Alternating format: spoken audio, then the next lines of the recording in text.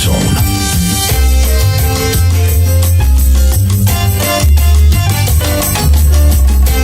Blending the traditions of Spain, Africa, and its native peoples, and lit by the fires of independence and revolution, the aromas, textures, and flavors of this Caribbean nation are like no other.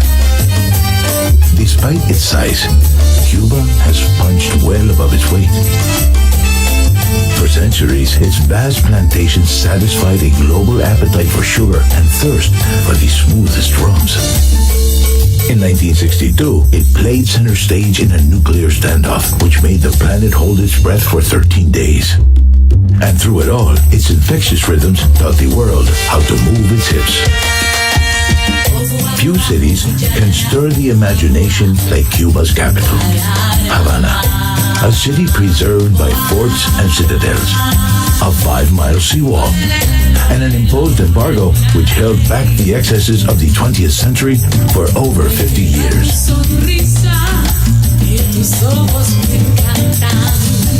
Havana's symbol is La Giradilla, dedicated to the city's first female governor, who scanned the horizon each day for her husband's return from the sea. 400 years later, she continues to wait high above the Castillo de la Real Fuerza, the city's original fort. While her husband never returned from his explorations, today she watches as millions of travelers come to explore her city. The fort overlooks Plaza de Armas, the birthplace and heart of old Havana. Step into the cool colonial elegance of the Palace of the Captains General. Once home of governors, today the home of the Museum of the City of Havana.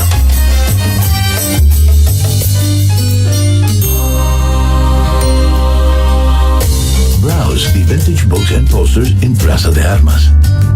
Take the short walk to the Plaza de la Catedral, where fortunes are told and salsa spills from beneath the arches. Made from blocks of coral cut from the ocean floor, the Cathedral of St. Christopher is a Cuban Baroque masterpiece that has been called music set in stone. For 100 years, was also the resting place of Columbus, who claimed the fertile lands for Spain in 1492. Another of the old town squares is Plaza de San Francisco, which has changed little since the days when the crews of passing galleons filled their barrels at the Fountain of the Lions.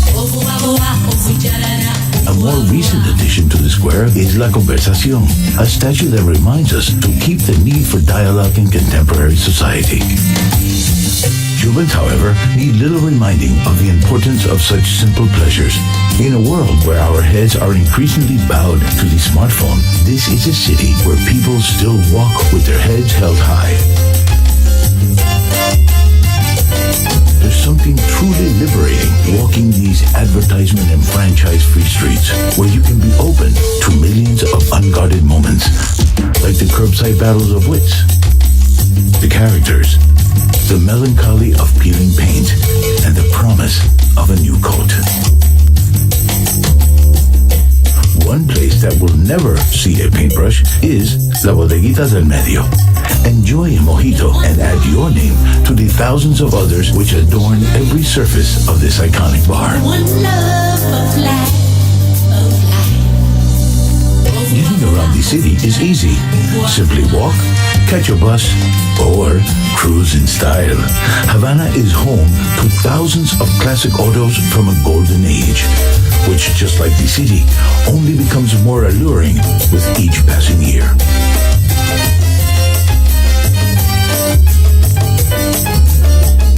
Head west, and you'll soon see the majestic dome, El Capitolio, rise over central Havana. The streets here are lined with some of Havana's finest architectural treasures, such as the Great Theater of Havana and the National Museum of Fine Arts.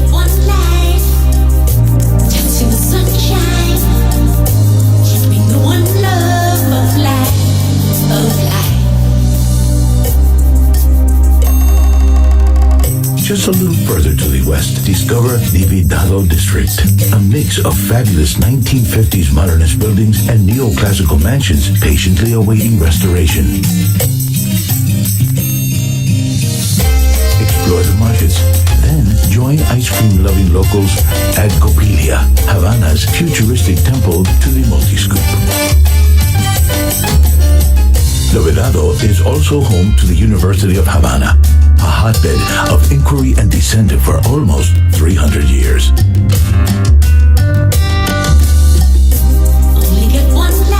And the iconic National Hotel, where the likes of Winston Churchill, Rita Hayworth, and Leonardo DiCaprio have spent many a Cuban night.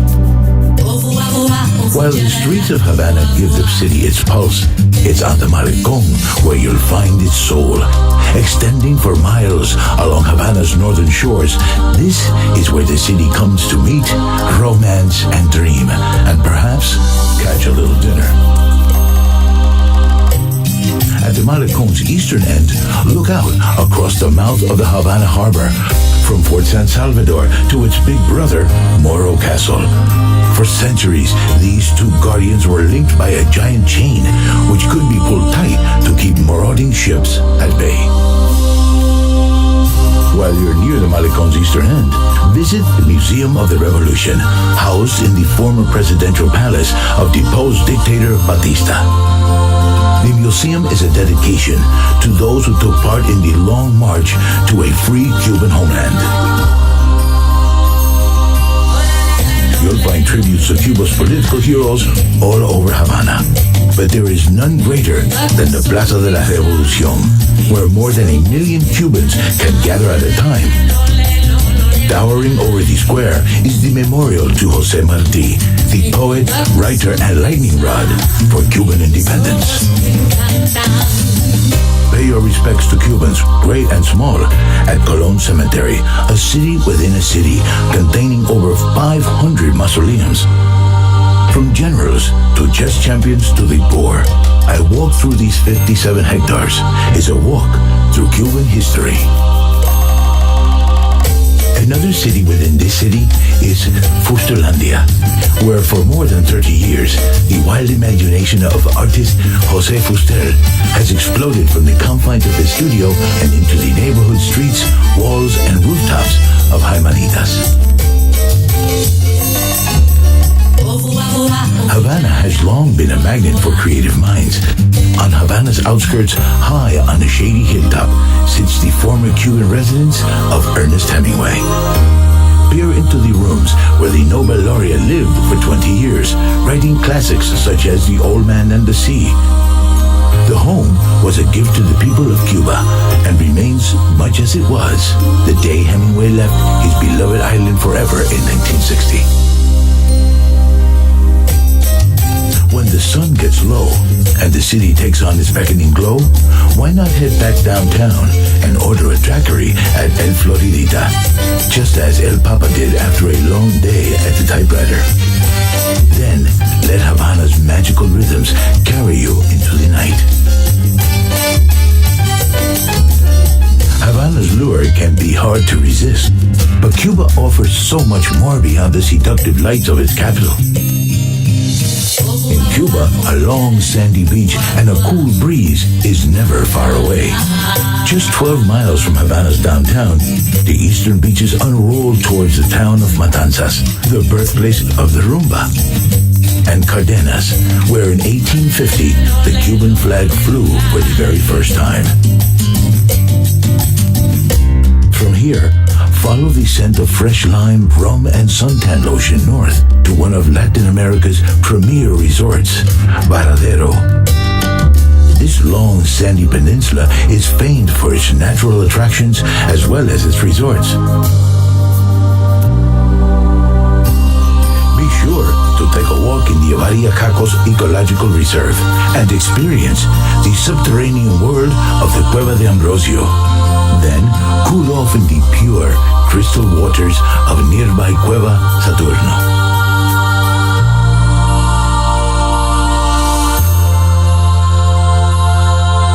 After exploring the northern coastline, turn south towards Cuba's heartland. Santa Clara is Cuba's most revolutionary city. Here, in 1958, Che Guevara and 18 fellow rebels took on an armored government train with a bulldozer and Molotov cocktails and won. The Battle of Santa Clara brought an end to the revolution and cleared the way for a new president, Fidel Castro, who would steer Cuba's course for the next 50 years. But this city will always belong to Che. He is everywhere, watching over the city from his mausoleum, from the streets, from the very walls, extolling us to remember that liberators do not exist. The people liberate themselves. From a city forged by revolution to one built on sugar, welcome to Trinidad. In the early 1800s, this was the sugar capital of the world. Here, plantation owners poured vast fortunes into plazas, churches, and Spanish colonial mansions filled with the best furnishings money could buy. Just a few miles from Trinidad, climb Manaca Ixnaga Tower for views across the Valle de los Ingenios. Here, for as far as the eye can see, thousands of workers once cut sugarcane, while more than 50 mills squeezed out its sweet liquid gold. Trinidad is surrounded by other riches too. Relax on southern Cuba's finest stretch of sand, Playa Ancon. Then, follow the rural back roads that lead to the cool heights of the Sierra de Escambre.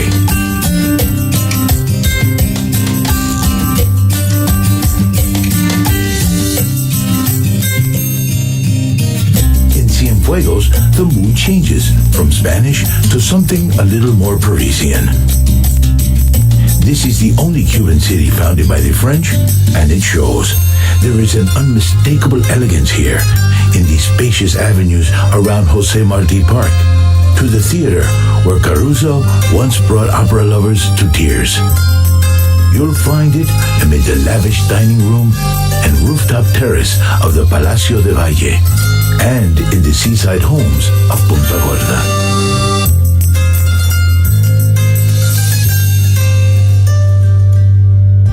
When it's time to experience nature's elegance, you'll find plenty nearby in the bird life of Laguna Guanaroca and in the afternoon light of Rancho Luna Beach.